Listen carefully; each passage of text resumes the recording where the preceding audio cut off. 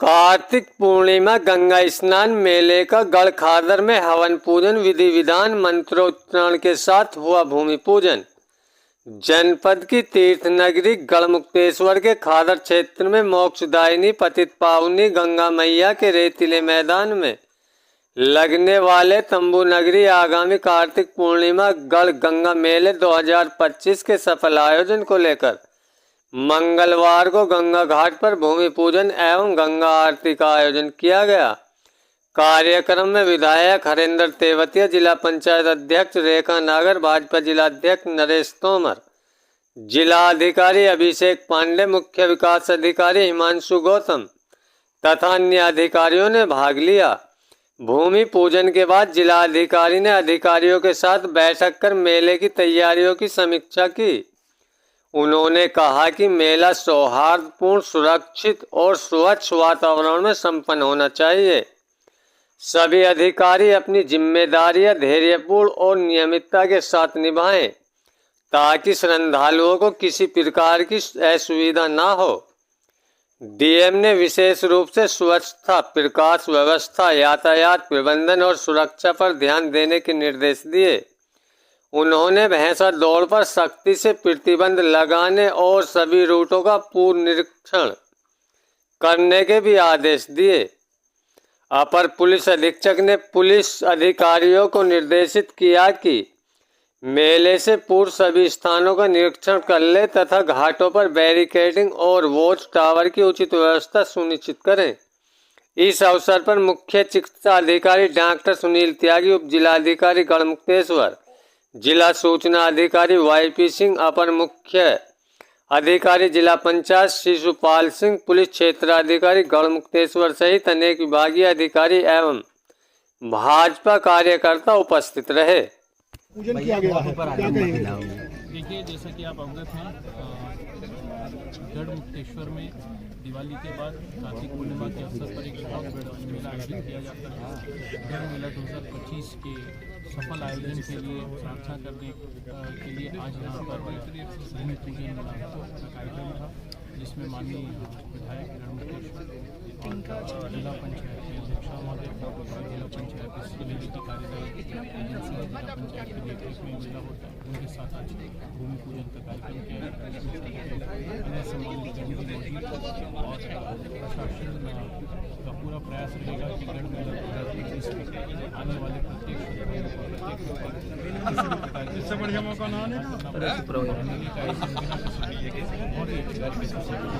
Sir, Garhmukteshwar से मेले के लिए जैसे एंटर करते हैं, अभी काफी बड़ा जो सड़क का टुकड़ा है वो टूटा हुआ है। लगातार मेले में काम चल रहा है, लेकिन वहाँ पर अभी काम शुरू नहीं हुआ। कल से एचपीडी के द्वारा काम चालू हो जाएगा। उस रोड की रिपेयर की जिम्मेदारी एचपीडी द्वारा उठाई गई है और मुझे पूरा विश्वास है हफ्ते भर के अंदर जो भी कार्य किया जाना है कंप्लीट भी कर लिया जाएगा।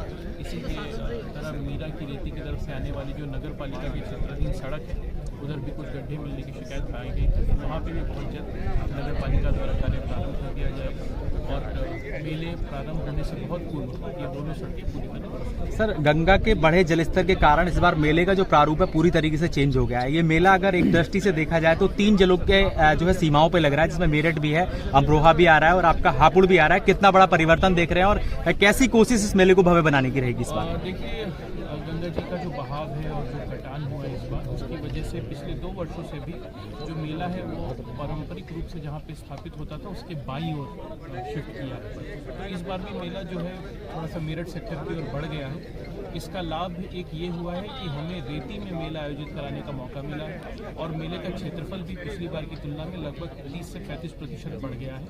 इससे हमें जो पार्किंग सुविधाएं हैं, इसके अलावा Meerut sector, Hapur sector, Delhi sector, जो यहाँ पे सदर बाजार लगता है, जो प्रशासनिक कैंप्स लगते हैं यहाँ पे, उन सारी चीज़ों पर व्यवस्था करने के लिए जगह मिल रही है।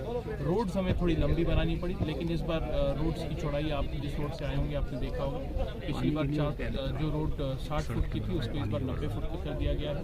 वैकल्पिक मार्गों की व्यवस्था की गई है। पशु खच्चर मेले में जाने के लिए अलग रास्ते की व्यवस्था की गई है। जो श्रद्धालु मेरठ सेक्टर से आएंगे उनके लिए भी वैकल्पिक मार्ग की व्यवस्था की गई है। इसके अलावा एक और बड़ा निर्णय लिया गया है कि इस बार मेले में पार्किंग जो है पूरी तरह निःशुल्क रहेगी। हर बार पार्किंग की वसूली को लेकर किसी न किसी प्रकार का विवाद होता था, तो मेले में पार्किंग की सुविधा सभी श्रद्धालुओं के लिए पूर्णतः निःशुल्क कर दी गई है। लाइटिंग की व्यवस्था हो और सफाई कर्मचारियों की व्यवस्था हो। सफाई कर्मचारियों के लिए मेले के अंदर ही सैनिटेशन कॉलोनी स्थापित की जा रही है और सफाई कर्मचारियों की संख्या पिछली बार की तुलना में बहुत ज़्यादा बढ़ा के लगभग 1200 सफाई कर्मचारी मेले स्थल पर ही तैनात रहेंगे। इसी प्रकार हैंडपम्प्स, टॉयलेट्स और डस्टबिन्स, इन सब की भी संख्या पिछले मेले की तुलना में लगभग दोगुनी की गई है और प्रयास यही रहेगा कि स्वच्छ सुथरा, साफ सुथरा और सुंदर मेला। सर, कब से कब तक ये मेला लगेगा? कितनी बड़ी संख्या में श्रद्धालुओं के आने की उम्मीद है? देखिए, मुख्यतः मेला 30 तारीख से लेकर 5 तारीख तक आयोजित किया जाएगा और इसमें कार्तिक पूर्णिमा के जो दीपदान का कार्यक्रम होता है, यानी कि 4 की रात्रि का जो कार्यक्रम होगा, 4 और 5 की मध्याह्न जो रात्रि है, उस दिन श्रद्धालुओं की भारी भीड़ उमड़ने की उम्मीद है और उस भीड़ को दृष्टिगत रखते हुए तमाम तरह की अवस्थापना सुविधाओं का विकास हो, सड़क का विकास हो, बैरिकेडिंग की आवश्यकता हो या फिर यहाँ पर जेटीज की आवश्यकता हो, कैंप्स के लिए जगह आवंटन करने की आवश्यकता हो, वो सारे काम किए जा रहे हैं। साथ ही पर्याप्त मात्रा में पुलिस बल भी यहाँ पर मौजूद रहेगा जिससे कि मेला को सफल और सुरक्षित रूप से संपन्न। सर, एक नाले पर पुल बनाया गया है, वो छोटा है। देखिए, वो पुल का काम अभी जो है वो पूरा हुआ नहीं है। वो पुल भी जो रोड है उसी के समानुपात में चौड़ा किया गया है। सर, भैंसा दौड़ जो है हर बार मेले में चुनौतीपूर्ण सवाल लेता है, इस बार भैंसा दौड़ की क्या स्थिति रहने वाली है? और देखिए, हमने आसपास के जितने भी जनपद हैं जहाँ से इस प्रकार की भैंसा बुगली दौड़ जो है वो शुरुआत होती है और